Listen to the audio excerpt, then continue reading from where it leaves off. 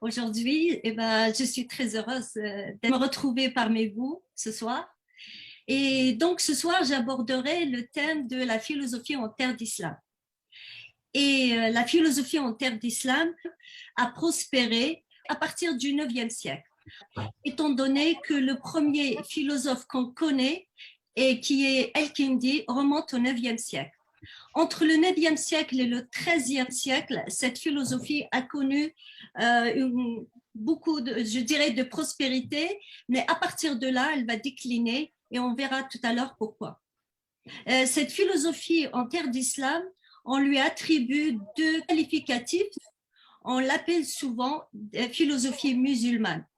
Pourquoi? Parce qu'elle a prospéré donc dans une société où la majorité de la population était musulmane. Les califes étaient musulmans, l'empire, c'était l'empire musulman. Cependant, cela ne veut pas dire que les philosophes qui ont porté cette philosophie étaient tous musulmans. Il y avait des chrétiens, des juifs, des zoroastréens, des manichéens et beaucoup d'autres. Et là, on peut passer au deuxième slide. Donc, et beaucoup d'autres qui ont participé à l'élaboration de cette philosophie en terre d'islam. Devant nous, nous avons Yahya ibn Adi, par exemple. En Occident, il est connu sous le nom de Jean, fils d'Adi, qui était un philosophe chrétien. Donc, de cette époque-là, nous avons Judah Halevi aussi, qui était un philosophe juif. Et nous avons Maïmonide, qui était aussi un philosophe juif. Saadi ibn Ben Youssef ou Sadia Gayon, qui était un chrétien. Et un autre aussi, Hunayn ibn Ishaq, qui était aussi un chrétien. Et qui ont écrit, pour la plupart, en langue arabe. Voilà pourquoi on l'appelle aussi la philosophie arabe. Donc, ce qualificatif ne veut pas dire que les philosophes étaient arabes, mais surtout parce qu'ils ont écrit en langue arabe. Certains ont écrit aussi en perse, mais la majorité ont écrit en langue arabe, qui est la langue du Coran, qui s'est imposée comme la langue officielle dans tout l'empire musulman. Ernest Renan nous dit que ce qui cause presque toujours des malentendus en histoire, c'est le manque de précision dans l'emploi des mots. Voilà pourquoi il est impératif de préciser ce que signifient ces deux qualificatifs. Cette philosophie en terre d'islam suscite encore aujourd'hui beaucoup de questions. Parmi ces questions, les facteurs qui lui ont permis d'émerger en terre d'islam. Deuxième question, les problématiques les plus importantes qui ont animé la pensée de ces philosophes en terre d'islam. La troisième question, la place qu'occupe cette philosophie dans l'histoire de la philosophie. Et la dernière question, la place de la philosophie aujourd'hui en terre d'islam. Donc, nous avons 4 questions et on va essayer donc de répondre à ces questions par ordre, comme je viens de les citer. La première question, donc, concerne les facteurs qui ont permis à cette philosophie d'émerger en terre d'islam. Cette question est celle qui a le plus provoqué de discussions et de débats, et nous avons 2 positions qui se disputent le sujet. Donc, nous avons la première position et celle Donc, nous avons la première position et celle qui considère que cette philosophie a des facteurs endogènes. Pour les adeptes de cette position, ils considèrent que cette philosophie est née au sein de l'islam. Autrement dit, c'est l'islam qui lui a permis d'émerger et c'est exactement le Coran. Donc, c'est une philosophie qui est née au sein du Coran. 3 arguments sont présentés comme preuve du bien fondé de cette position.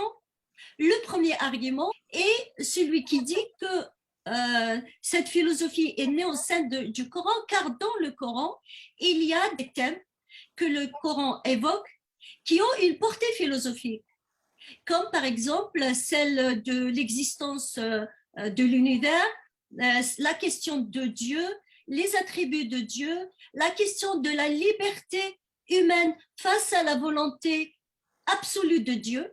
Donc, est-ce que l'être humain est libre dans le choix de ses actes devant un Dieu qui a la volonté absolue? Et là, c'est donc la liberté humaine face à la prédestination. La question de la connaissance du bien et du mal. Est-ce que l'être humain est capable de connaître le bien et le mal avec sa raison, sans l'intervention de la révélation ou pas? Donc, selon les adeptes de cette position, ces questions, ce sont elles qui ont permis à la philosophie musulmane d'émerger, car elles ne sont pas évoquées dans le Coran d'une manière explicite, mais plutôt d'une manière implicite, autrement dit, d'une manière qui n'est pas claire. Et le Coran lui-même dit certains versets ne sont pas clairs.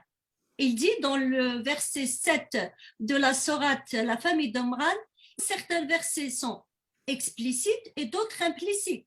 Donc, parce que ces thèmes sont implicites, cela a suscité de la réflexion, des débats pour les comprendre. Donc, voilà pourquoi il y a eu cette philosophie au sein de l'islam. Le troisième argument est celui de certains versets du Coran qui appellent à la méditation et à la réflexion. Donc, trois arguments qui, selon eux, sont les facteurs qui ont permis à cette philosophie d'émerger au sein de l'islam.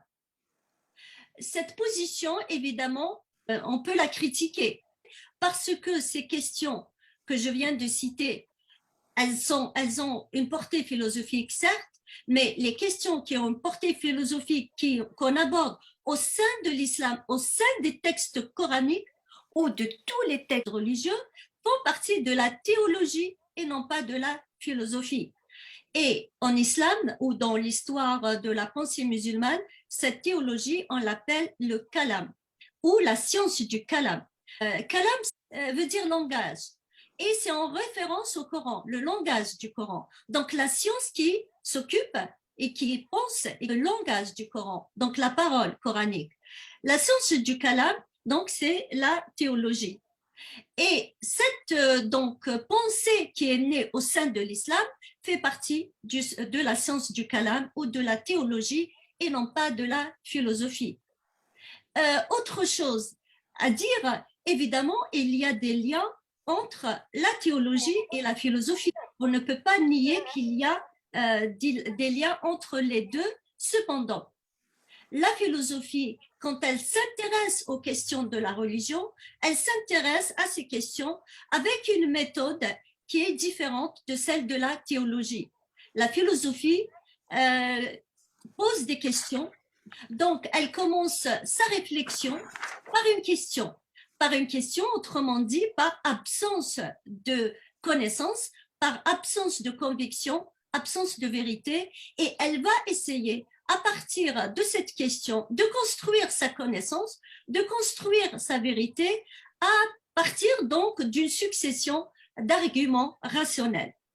Or, la théologie, elle, procède d'une manière inverse. Le théologien commence par une conviction. C'est un croyant qui étudie les textes, donc il commence par une conviction et il va essayer, à partir de cette conviction, il va essayer de donner des arguments rationnels qui prouvent le bien fondé de sa conviction ou de sa foi ou de la vérité à laquelle il croit. Il y a donc un lien entre la théologie et la philosophie, mais il faut les distinguer toujours, notamment dans le domaine ou concernant la méthode utilisée. Autre chose aussi qui les distingue, c'est que la philosophie ne s'arrête pas aux questions qui sont posées au sein de la théologie. La philosophie est beaucoup plus large. Elle peut s'intéresser aux questions de la religion et même aux questions qui sont abordées au sein de la religion, mais son champ est beaucoup plus large par rapport à la théologie. Maintenant, dans l'histoire de la pensée musulmane, les théologiens les plus connus, les Mu'tazilites, qui sont les adeptes d'une école théologique qui est née au sein de l'islam et qui est une école rationaliste.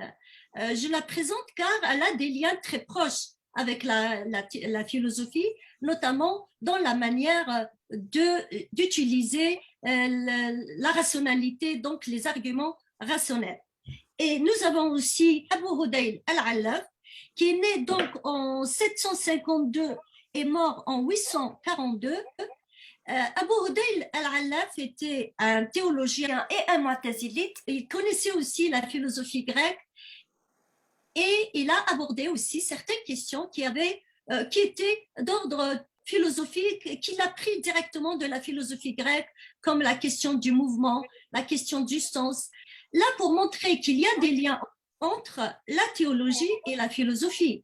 Mais néanmoins, il faut garder l'idée qu'ils sont, les deux domaines sont différents.